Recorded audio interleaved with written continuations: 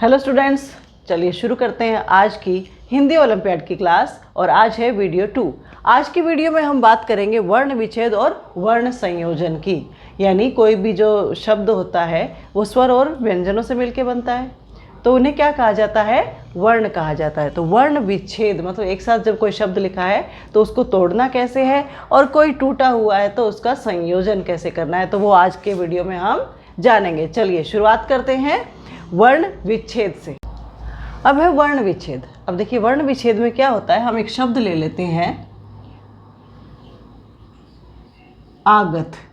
मैंने एक आसान सा शब्द लिया है आगत।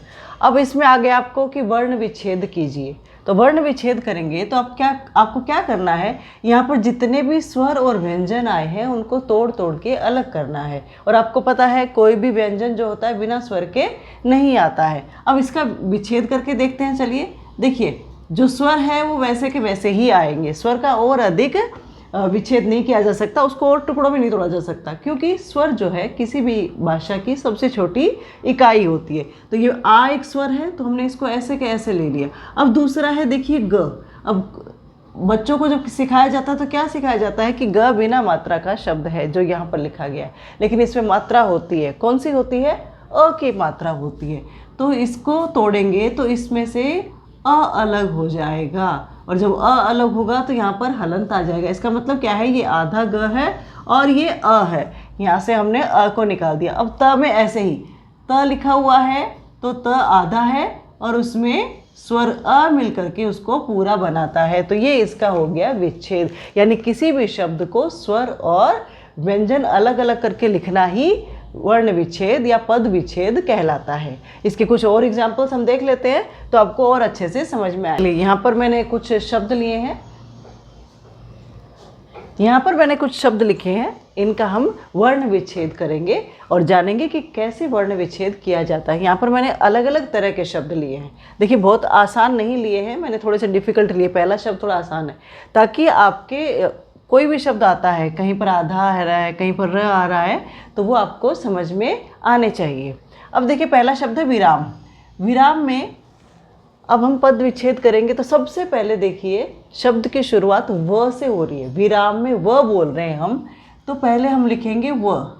ठीक है, व लिखा। व में आवाज़ किसकी है? ई की है, तो इससे स्वर कौन सा अलग हो जाएगा?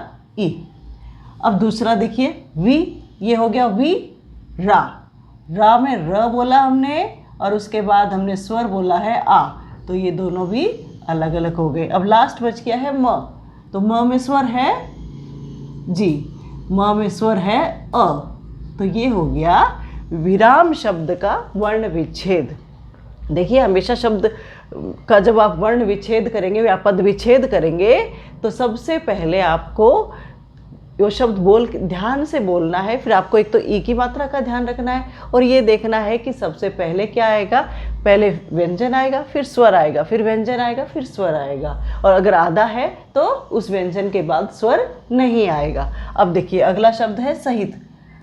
बहुत आसान है। सहित में स है तो स से हमने अ अलग कर दिया, अ की मात्रा है क्योंकि इसमें। अब ही में पहले हम क्या लिखेंगे? व्यंजन को लिखेंगे। ई पहले नहीं आएगा, ह पहले आएगा, और ह के नीचे हलंत आएगा क्योंकि इसमें स्वर ई मिला हुआ है।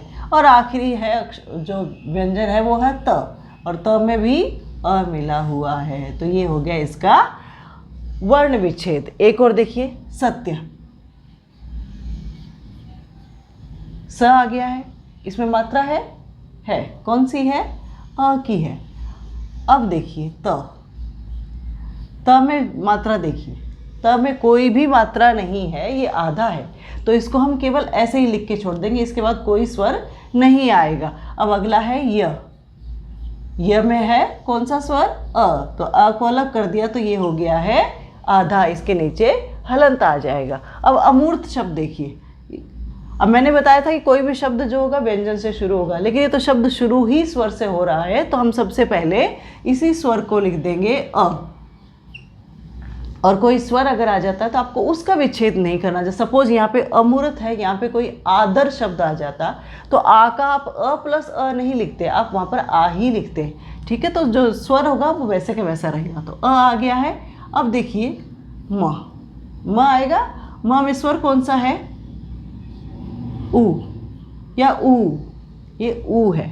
अब ये जो र है ये हमेशा कब आता है? जिस व्यंजन के ऊपर लिखा गया है उससे पहले उसको बोला जाता है।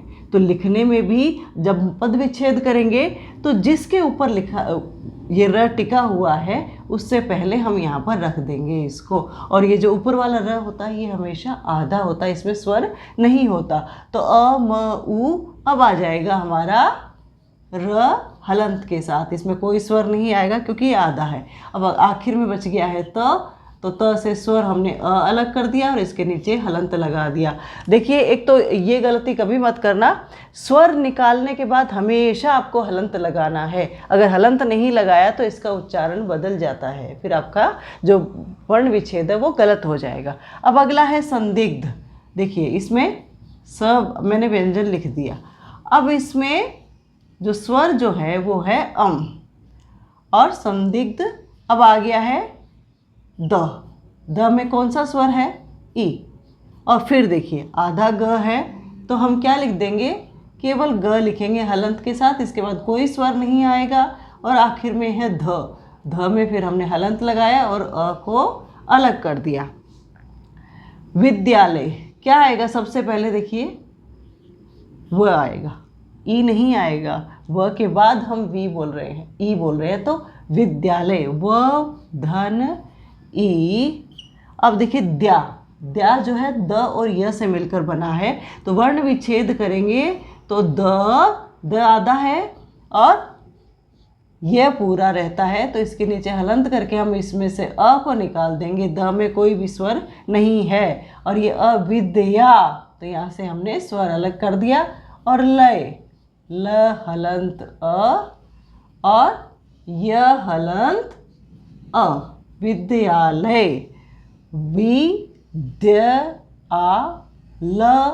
विद्यालय। अब आशीर्वाद शब्द है। आशीर्वाद शब्द हम प्रयोग तो बहुत ज़्यादा करते हैं, लेकिन एक तो लिखने में हम गड़बड़ कर जाते हैं और वर्ण विच्छेद में भी। देखिए ये आ गया, आ को हमने ऐसा कैसा लिख दिया। अब आ गया शी का क्या करेंगे? पहले हम श लिखेंगे और इसमें से ई को निकाल के अलग रख देंगे। और उसके बाद देखिए रवाद। अब क्या आएगा? वह पहले नहीं आएगा, वह के ऊपर जो र है पहले वो आएगा और वो हलंत के साथ आएगा। इसके बाद वह आएगा और वह का स्वर कौन सा है? आ। हमने इसमें से अलग कर दिया। वा लिखा हुआ है तो वह धन आ है। अब इसको लास्ट का बच गया है द, और द में भी अ का जो स्वर है उसको अलग करके लिखना है।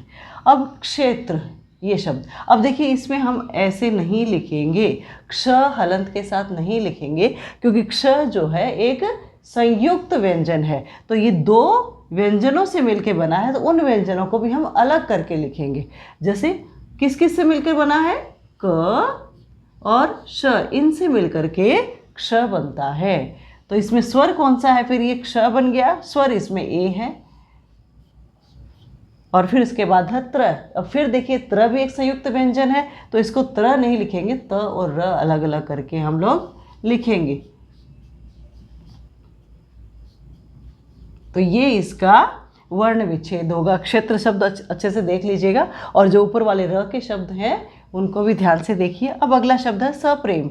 अब इसमें र तो है लेकिन ऊपर नहीं है, तो फिर क्या करेंगे हम? सबसे पहले हमने स लिख दिया, इससे हमने स्वर अ निकाल लिया। अब आ गया है प्रेम शब्द।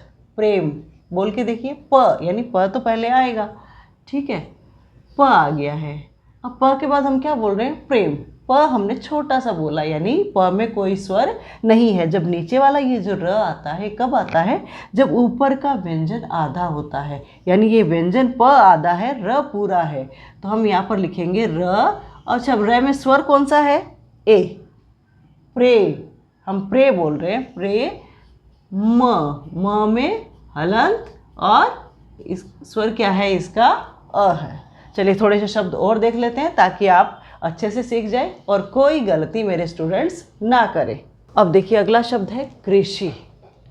अब यहाँ पर आप कंफ्यूज हो सकते हैं, ठीक है। कृषि, अगर स्वर व्यंजनों का ज्ञान नहीं है अच्छे से तो डेफिनेटली आप कंफ्यूज होंगे। अब कृषि में क्या करना है, क तो हम बोल ही रहे हैं सबसे पहले, तो क हलंत के साथ आ जाएगा। अब इसके बाद क्या बोल रहे हैं हम, री, तो र और ई लिखूं? नहीं, ये जो री है ये भी एक स्वर है, तो हमने इससे अलग कर दिया। अब इसके बाद आ जाएगा श और इसमें आएगा ई, तो ये शब्द बना है कृषि। इसको ऐसे मत कर दीजिएगा, बहुत सारे बच्चे ये गलती करते हैं, इसलिए मैं आपको बता रही हूँ। वो करते हैं ये गलती, और इसके बाद श लिख करके उसमें ई की मात्रा लगाते हैं। ठीक है, तो ये गलत है, आपको ऐसे नहीं करना है, आपको री ऋषि लिखना है स्वर अलग करके। चलिए, अब अगला शब्द है सच्चाई। अब ऐसी कंडीशन में क्या करना है, आपने सबसे पहले तो व्यंजन लिख दिया स, और स में अ है ना, जो भी पूरा व्यंजन होगा उसमें एक स्वर होगा, आपको वो अलग निकालना है। अब देखिए दूसरा है च। अब च हमें यहाँ पे आधा दिखाई दे रहा है, तो हम इसको हलंत के साथ लिखेंगे, इसके बाद कोई भी स्वर नहीं आएगा। लेकिन दूसरा च देखिए, चा, यानी च में आ की जो मात्रा है वो है, तो उसको अलग करना है, और लास्ट में फिर एक स्वर ही है, तो इसको हम ऐसे के ऐसे ही लिख देंगे, शब्द बन जाएगा सच्चाई। अब देखिए केंद्र, क हमने लिख दिया है, स्वर कौन सा है, केंद्र, तो ए इसका स्वर है। अब न फिर आधा है, तो हम न को हलंत के साथ लिखेंगे, और द्र, नीचे वाला र है, इसका मतलब क्या है, ये पूरा है और ये जो व्यंजन है ये आधा है, तो हम क्या कर लिखेंगे, द हलंत र हलंत अ, यानी र में अ जो स्वर मिला हुआ है, द आधा है, न आधा है। ठीक है, अब अगला शब्द है द्वीप। अब ये तो आपको समझ में आ ही गया होगा। द्वीप, सबसे पहले मैं द बोल रही हूँ, फिर मैं व बोल रही हूँ, और स्वर किस में मिल के बोल रही हूँ, द्वीप, व में मिला हुआ है, तो हम यहाँ पर ई लिखा, और अब देखिए प हलंत और अ। अगला शब्द है अहिंसा। अ लिख दिया मैंने, ह लिख दिया, ह में स्वर कौन सा है, ई की मात्रा है, तो हम ई को अलग कर देंगे। अब आ गया है ये बिंदी आ रही है, अनुस्वार जो आ रहा है। अब इसके लिए हम क्या करेंगे,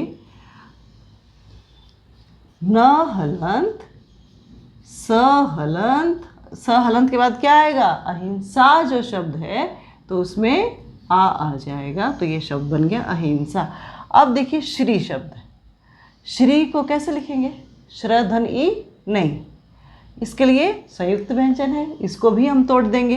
कैसे, किस किस से मिलकर बनता है, ये श और र से मिलकर बनता है। अब इसमें स्वर कौन सा है, ई, तो यहाँ पर बन जाएगा श्री।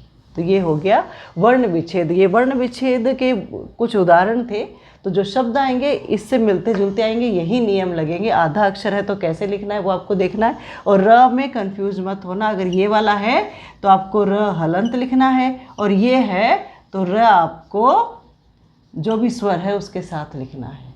ठीक है, तो जो संयुक्त व्यंजन है वहाँ पर आपको ध्यान रखना है कि वहाँ पर क्या बनेगा, कैसे आपको उसको लिखना है। त्र, श्र और ज्ञ आपको आने चाहिए। त्र में त और र होता है, श्र में श और र होता है, ज्ञ में इंग्लिश में अगर हम टाइप करते हैं तो ग और ये आता है, वरना शुद्ध जो संस्कृत के हिसाब से ज और य शब्द है, तो उनको आपको अलग अलग करके लिखना है। चलिए, यहाँ पर मैंने आपके लिए थोड़ा सा टास्क दिया है, होमवर्क है। क्या करना है, पहले जो दो शब्द हैं आपका इनको विच्छेद करना है, और दूसरे जो हैं इनका आपको संयोजन करना है। अगर समझने में कुछ दिक्कत हो तो एक बार वीडियो को रिप्ले करके देख लीजिए और फिर इनको सोल्व कीजिए। अगर इनके अलावा भी कोई किसी शब्द में आपको डाउट है, आपको समझ में नहीं आ रहा है, तो वो कमेंट करके ज़रूर पूछिए। और फिर मिलेंगे अगले वीडियो में हिंदी ओलंपियाड के अगले टॉपिक के साथ। और वीडियो में लास्ट तक बने रहने के लिए बहुत बहुत धन्यवाद। वीडियो को ज़्यादा से ज़्यादा शेयर कीजिए, लाइक कीजिए और चैनल को सब्सक्राइब कीजिए। जय हिंद, जय भारत।